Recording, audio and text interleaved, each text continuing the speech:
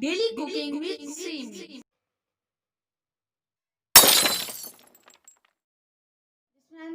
अस्सलाम वालेकुम, welcome to the daily cooking with Seemi. आज हम बना रहे हैं जी झटपट अनार का जूस।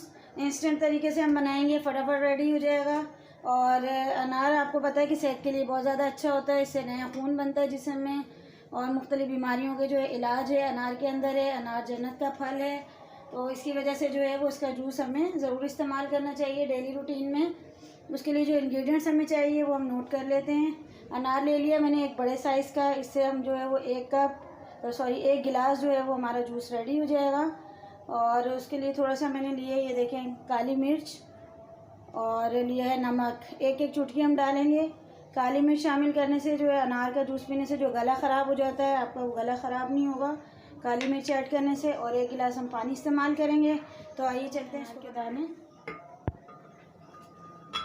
और इसके अंदर हम पानी शामिल करेंगे। और इसके साथ ही हम डाल देंगे इसके अंदर नमक और काली मिर्च। एक चुटकी हमने डालनी काली मिर्च और एक चुटकी हमने डाला नमक, और उसको हम करते हैं ब्लेंड। इसको देखिए हमने ब्लेंडर में डाल के ब्लेंड कर लिया 4 से 5 मिनट। देखिए कितना अच्छा रेड कलर आया है इसका। और अब इस तरह से छन्नी की मदद से हम इसको छान लेंगे ताकि इसके जो बीज वगैरह इसके अंदर पीस गए हैं वो निकल जाएं।